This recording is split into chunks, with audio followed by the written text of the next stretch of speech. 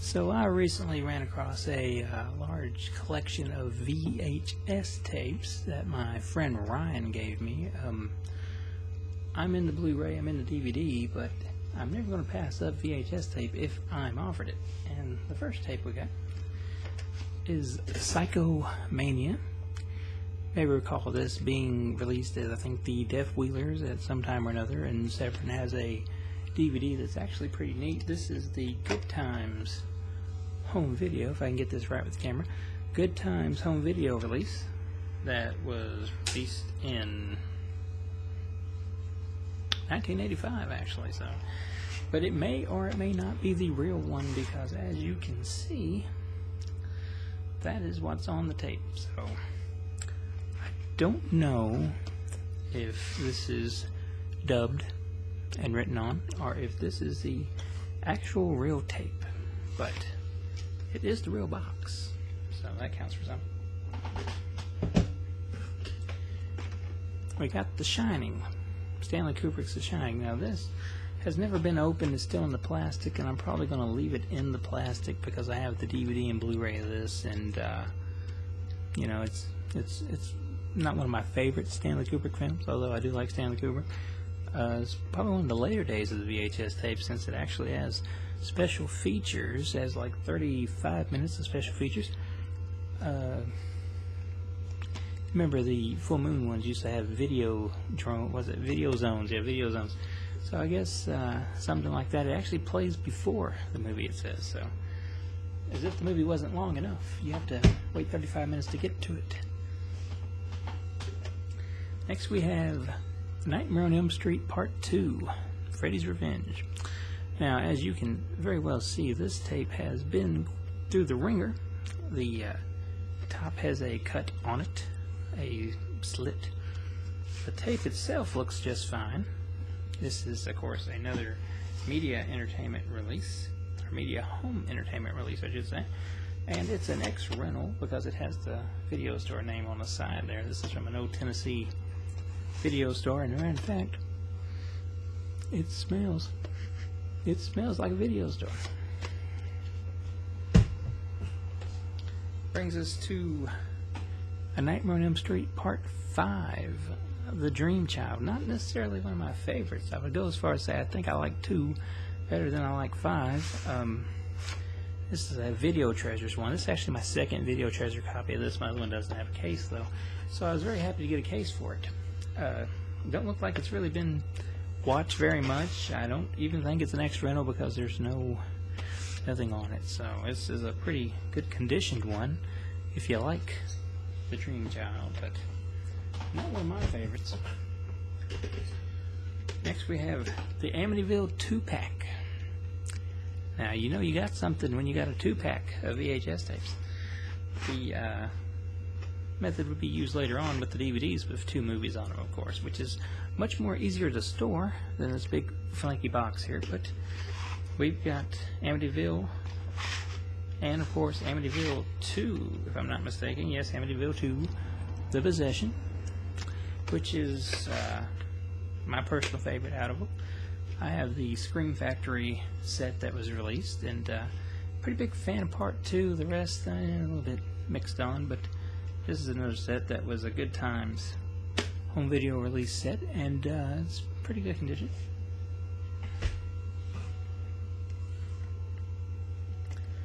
Here we got The Stuff. Now I'm a big fan of The Stuff, and this is one of the old New World video releases of The Stuff, and I believe it's pretty old and it's hard to get out of the case. I don't know why.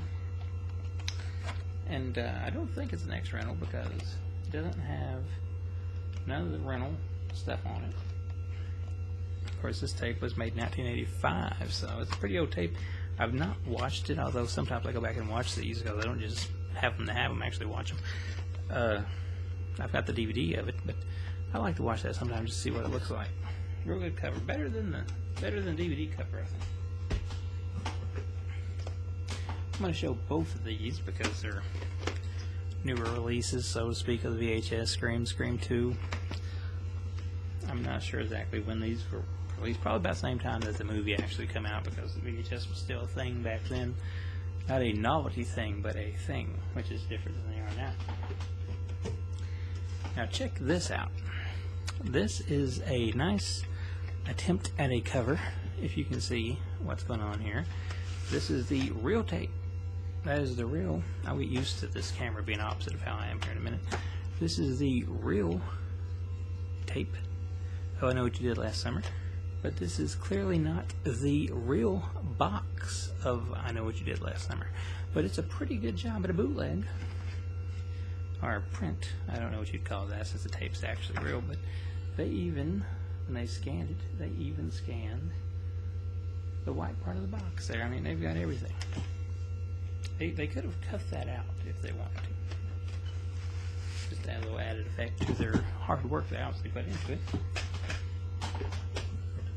Next, we've got an actual old tape of Gremlins. This is the, and you have to, I'm not prepared, I'm having to read this off of these boxes, but this is the old Warner Brothers VHS of Gremlins. It's not a rental. And it's the same one I had back in the old days when my family used to do the Columbia video deals. You remember that back in the old days when you could get like 4 or 5 of these, pay for one, and they send you a new one every month, like a video club. And used to have that. Used to watch it quite often. I've not watched this yet, but since I actually don't have the DVD, I probably will watch that before it's over. Here we've got batteries not included, and it looks from the box like it's an Alien film. I don't know much about it. I've not seen it. MCA Universal Video. The only thing I know about it is the title was almost used for Child's Play at one time or another. So maybe that's good. Maybe. I don't know. If you guys know, feel free to tell me. Next up, we've got the new line Home Video, which I'm sure is with another company. I can't find the name on it, but it's Critters 2. And I don't have any of the Critters movies. Like, I got this big, massive DVD and Blu-ray collection, and I don't have Critters, which is probably blasphemous in the horror community, but there it is. There's Critters. And it's in really good condition.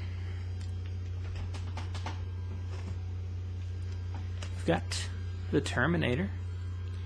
Arnold Schwarzenegger, the Terminator, which live entertainment video release. This is another really good conditioned one. I like Terminator. I probably like it more than I do Terminator 2, if I'm being honest with you. Now here we go. To go along with the music you may or may not be hearing in the background, we have a Phantasm movie. It's a Phantasm 3. Lord of the Dead. I actually really liked the later Phantasm films. Most people don't seem to care much for them. This one was probably not my favorite, but I do like it a lot, and I think it mixes in well with the rest of them. This is a X-rental, by the way, and it don't look like it was rented that much. Here we have one that I've actually watched, and I actually watched the tape of Invaders from Mars, Tobe Hooper film, which kind of nice that I got to see it since Scream Factory is putting out the Blu-ray, I think either later this year or next year one. It was a former rental, and I may actually do a review on this tape at some point. I may write it on the website, or I may do a video one, I don't know, but wasn't necessarily what I thought it was going to be. Not terrible, but not what I thought it was going to be. Speaking of another one that is coming to Blu-ray that I did watch, Future Kill. Now, Slasher Video is supposed to be bringing this to Blu-ray at some point. Maybe now, I don't know. I've not checked back, but it's definitely interesting. It's got the big part of the cast from Texas Chainsaw Massacre as the top of the box. Wants to let you know there. There it is. And it also stars Marilyn Burns, who unfortunately recently passed away, and I was actually in the process of watching this when the news broke, so that's always uplifting when something like that happens. Have a Dungeon Master tape. Ooh, Dungeon Master. Now, I've seen the Dungeon Master at some point or another, although I don't remember much about it. There's no tape mode here, but the label appears to have something going on there, if you can make that out. What that is, I do not know, but it does have something going on.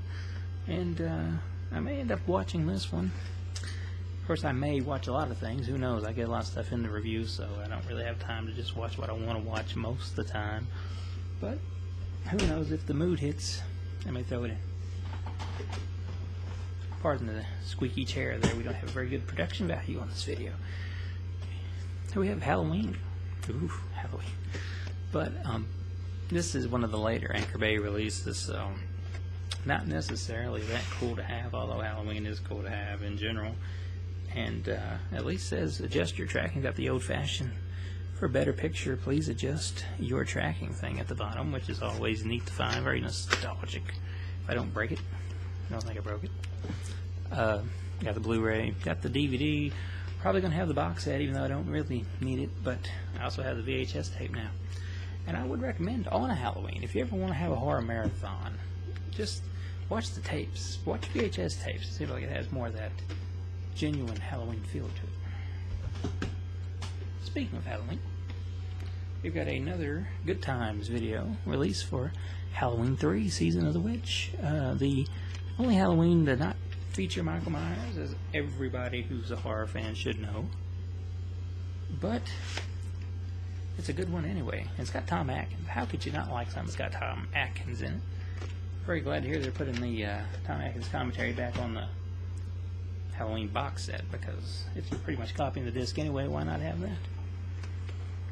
Speaking of something everybody probably has or should have, we've got another Anchor Bay release, this time for Night of the Living Dead. Boy, check out the reflection on that. Night of the Living Dead. And my old buddy Rob from Wild Eye collects these things.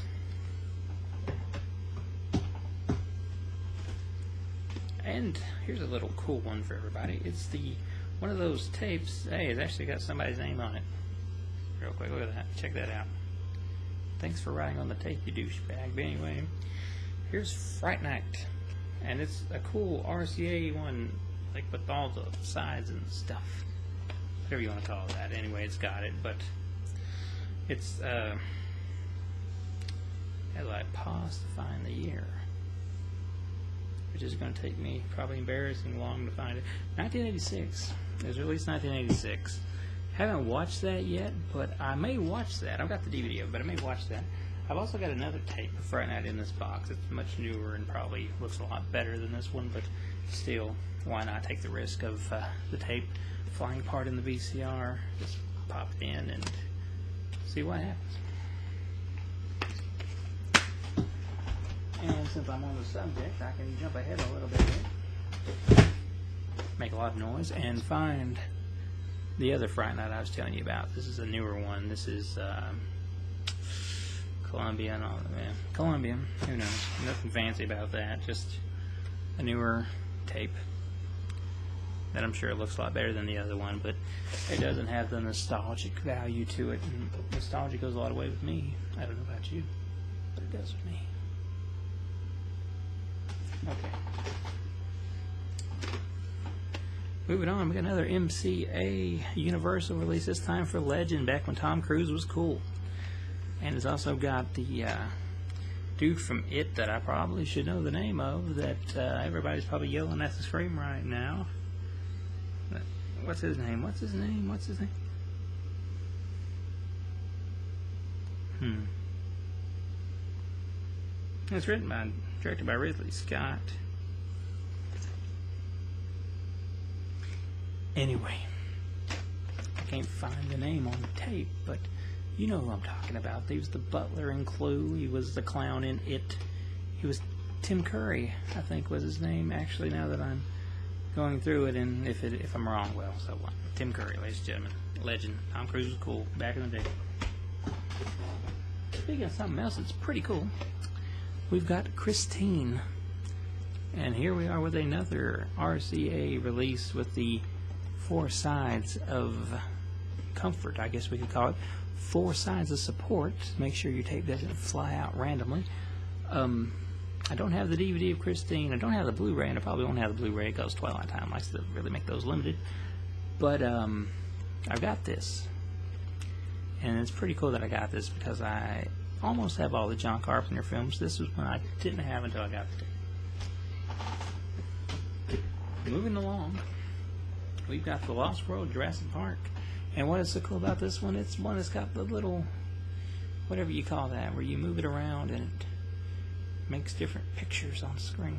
I don't know what you call that, but it's pretty cool. And there it is, even if I'm not necessarily the biggest Jurassic Park fan. I do like that.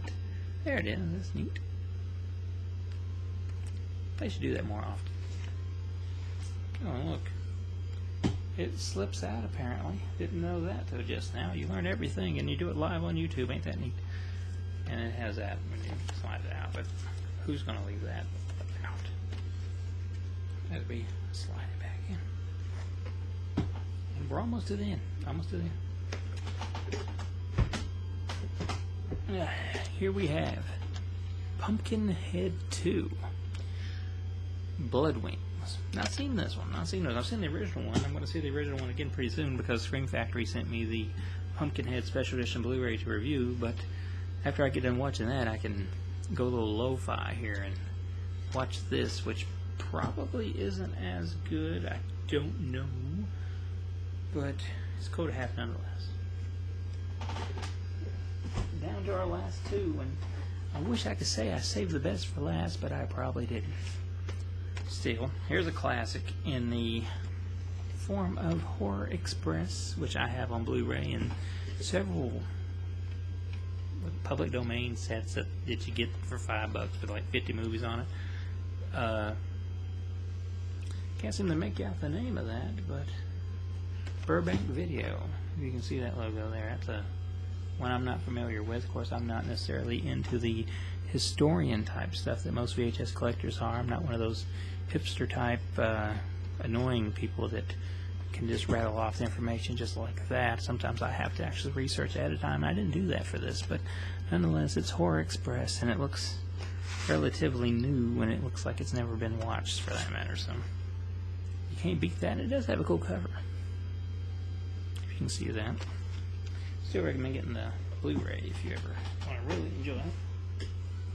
And last, and probably least, we have the Greenskeeper.